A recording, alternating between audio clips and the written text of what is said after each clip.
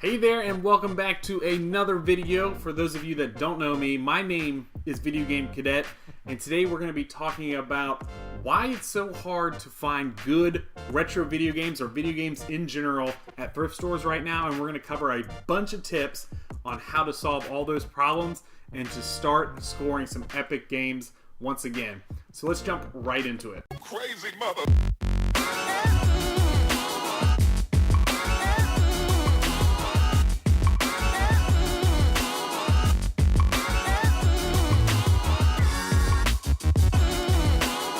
So like I said before, we're going to talk about why it's so hard for you and I to find good video games at a good price at thrift stores.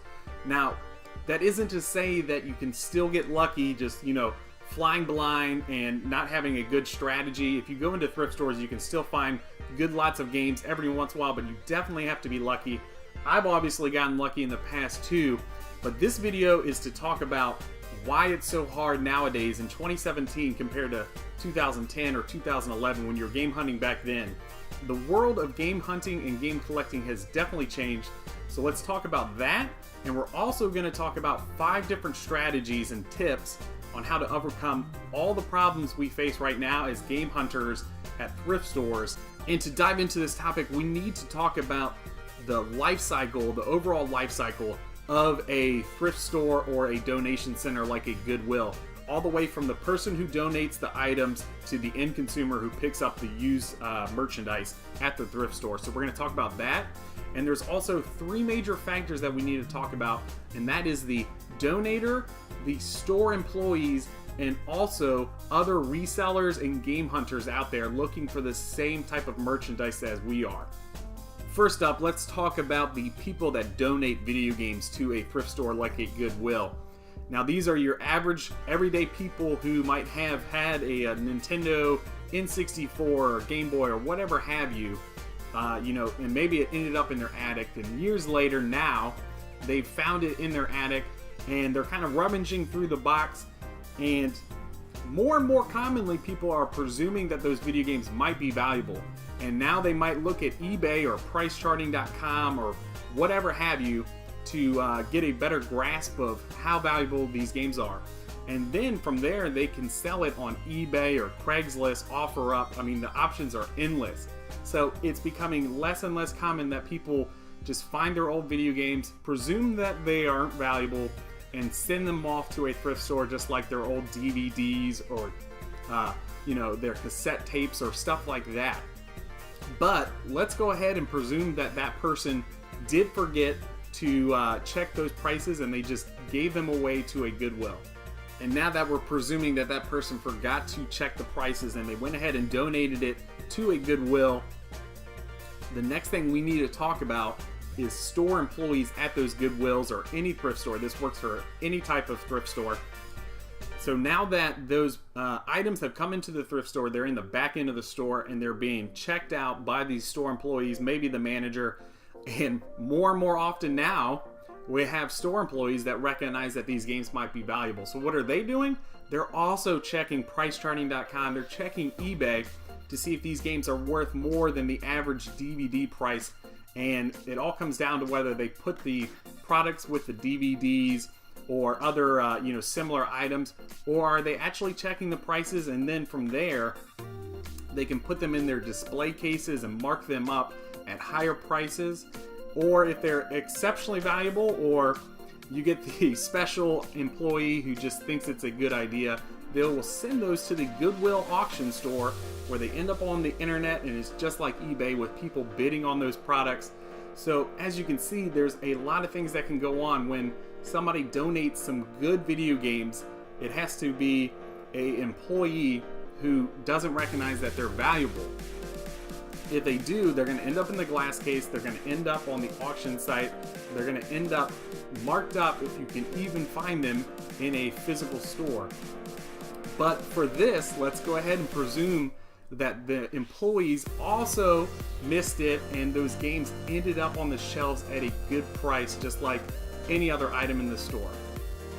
Now that we've gotten lucky twice over, those products have ended up on the store, whether they're cartridge based like the NES or Super Nintendo, or they're CD based like a PlayStation.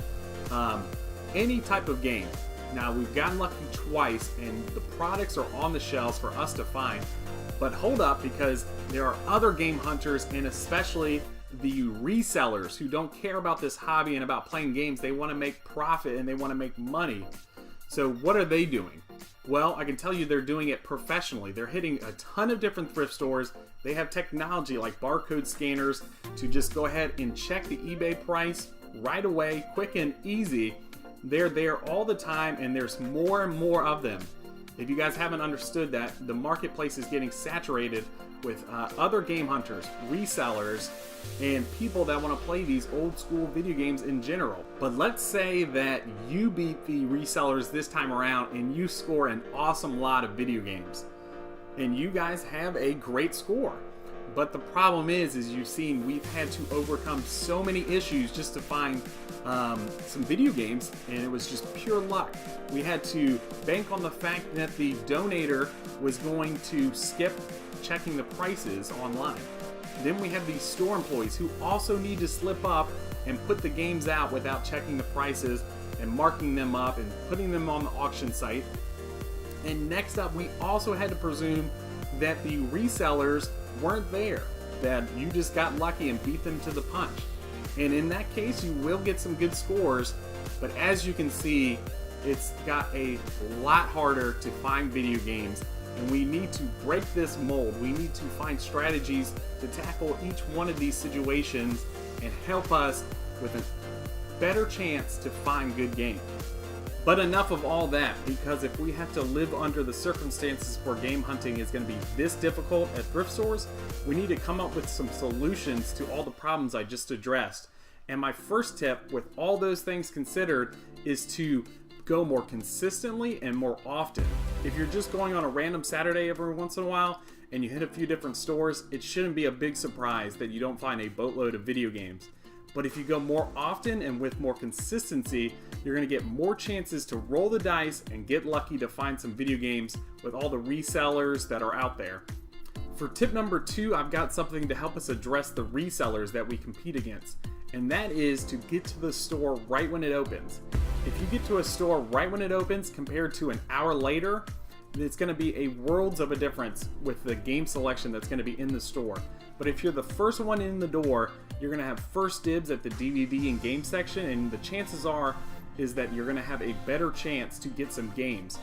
And with that in mind, I would also plot your routes in advance so you know which stores you're wanting to hit, and you can get there as quickly as possible. Hopefully within just an hour or so, you can hit 3 or 4 different stores.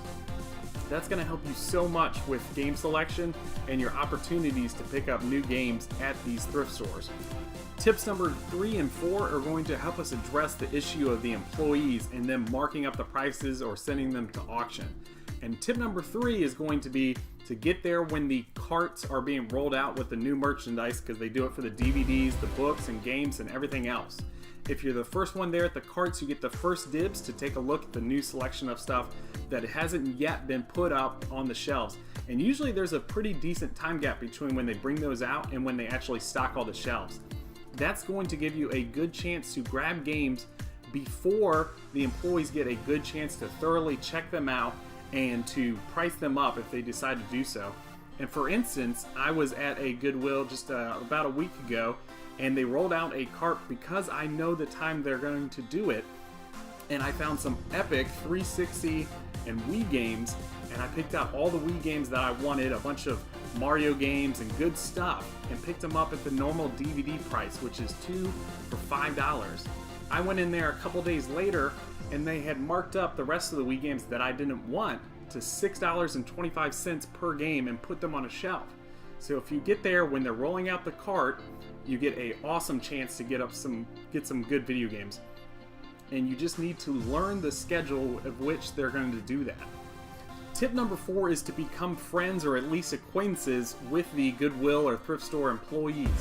Now, I'm not trying to say that they're going to give you a bunch of discounts and give you, secret games that they weren't going to bring out on the shelves, but it can help you out a bunch. I'll give you a for instance, is that I go to a Goodwill outlet and I have made decent friends with a couple of the employees in the electronics section. Now, they don't give me discounts or anything crazy because that might get them fired.